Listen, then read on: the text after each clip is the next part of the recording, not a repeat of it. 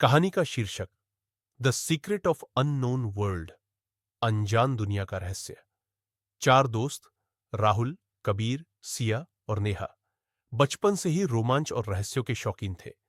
वे हर छुट्टी में किसी नई जगह घूमने जाते, लेकिन इस बार उन्हें एक ऐसा अनुभव होने वाला था जो उनकी जिंदगी बदल देगा। गर्मियों की छुट्टियों में वे एक अज्ञात गांव के बारे में सुनते हैं, कर्णपुर। कहते हैं कि वहां जाने वाले लोग कभी लौट कर नहीं आते।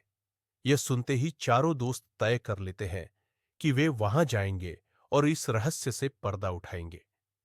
वे एक पुरानी किताब के जरिए गांव का रास्ता खोजते हैं और घने जंगलों को पार करते हुए वहां पहुंचते हैं।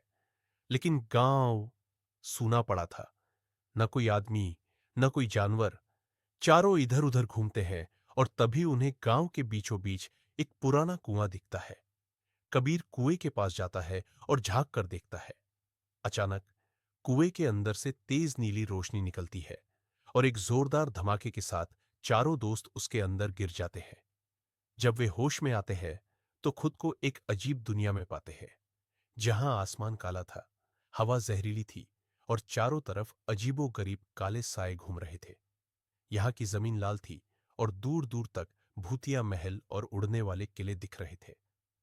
हम कहाँ आ गए? नेहा ने कांपते हुए पूछा। तभी उनके पीछे से एक रहस्यमयी आवाज आई। तुमने इस दुनिया में कदम रख दिया है। अब यहां से जिंदा बाहर नहीं जा पाओगे। अब यहां से शुरू होता है उन लोगों के लिए मौत का पहला सामना। चारों ने पीछे देखा तो वहां एक भयानक प्राणी खड़ा था, जिसकी आंखें खून जैसी लाल, हाथ नुकीले पंजों जैसे और शरीर आधा इंसान आधा भेड़िया था। वो चारों पर झपट पड़ा। राहुल ने जल्दी से जमीन से एक लोहे की छड़ उठाई और उस पर वार कर दिया, लेकिन प्राणी को कोई असर नहीं हुआ। तभी सिया को जमीन पर पड़ा एक प्राचीन खंजर दिखा। उसने हिम्मत जुटाई और जैसे ही खंजर उस प्राणी के सीने में घोंपा, वो एक दिल दहला देने वाली चीख के साथ जलकर राख हो गया। यह खंजर इस दुनिया के राक्षसों को मार सकता है, सिया ने कहा। चारों आगे बढ़े और एक शाही महल तक पहुंचे जो हवा में तैर रहा था।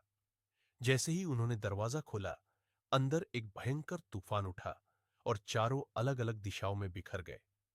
कबीर को एक काले शीशे के कमरे में फेंक दिया गया, जहां उसकी ही परछाइयां जिंदा हो गई और उसे मारने दौड़ पड़ी।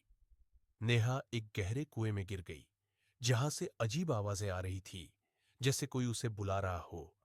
सिया एक कमरे में थी, जहां दीवारों से खून बह रहा था और अचानक दीवारों से हाथ निकलकर उसे पकड़ने लगे।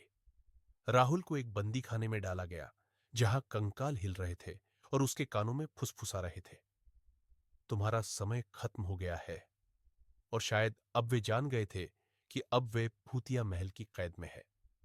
जीने की आखिरी उम्मीद चारों किसी तरह अपनी अपनी मुश्किलों से निकले और महल के बीचों बीच पहुंचे, जहां एक काली मूरत रखी थी। तभी हवा में एक गूंजती हुई आवाज आई। अगर इस दुनिया से वापस जाना चाहते हो तो इस मूरत को तोड़ दो, लेकिन याद रखो, तुम में से कोई एक इस दुनिया में हमेशा के लिए फंस जाएगा। चारों एक दूसरे की ओर देखने लगे। अचानक कबीर ने बिना सोचे समझे मूरत पर वार कर दिया।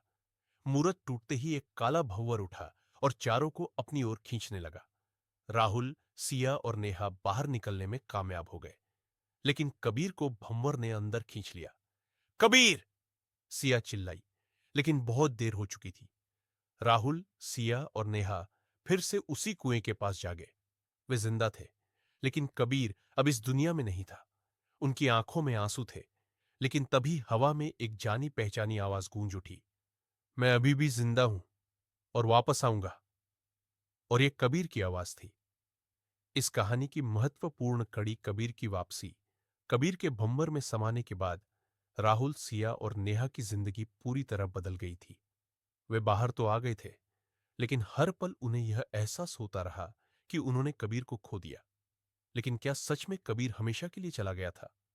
एक रात जब तीनों दोस्त फिर से उस गांव के रहस्य पर चर्चा कर रहे थे, तो उसी रात अचानक सिया को एक सपना आया।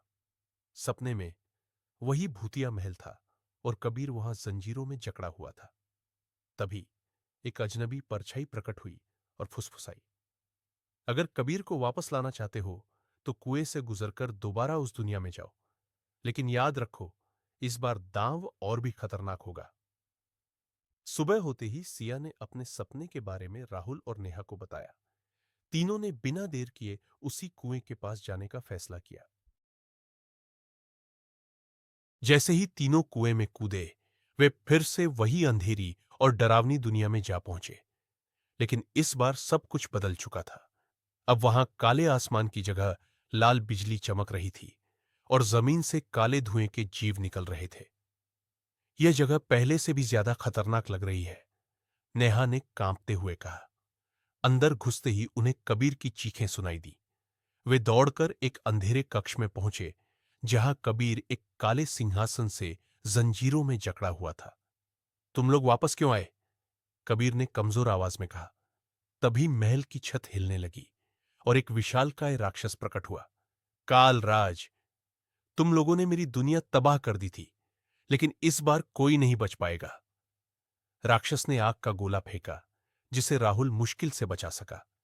नेहा ने हवा में झूल रही सोने की तलवार को देखा और उसे उठाकर कालराज पर हमला कर दिया, लेकिन तलवार उसे छू भी नहीं पाई। तभी सिया को ध्यान आया। पहली बार सिया ने जिस खंजर से राक्षस को मारा था, वही हथियार कालराज को भी हरा सकता है। लेकिन वह खंजर अब कहां था? तभी कबीर ने कमजोर आवाज में कहा, यहां, मेरे पीछे, एक पत्थर के नीचे। राहुल दौड़कर पत्थर हटाता है और वही चमकता हुआ खंजर निकल आता है। लेकिन कालराज अब पूरी ताकत से उन पर हमला करने वाला था। अब नहीं, राहुल ने जोर से कहा और पूरी ताकत से खंजर को कालराज के सीने में घोंप दिया। कालराज का अंत और कबीर की वापसी। राक्षस ने एक दिल दहला देने वाली चीख मारी और उसकी पूरी काली काया राख में बदल गई। जैसे ही वह मरा, महल हिलने लगा और दरारें पड़ने लगी। हमें भागना होगा, नेहा चिल्लाई। राहुल ने झटपट कबीर की जंजीरें तोड़ी और चारों महल से बाहर भागे। जैसे ही वे महल से निकले, कुएं में एक काला भंवर खुला और चारों को खींच लिया।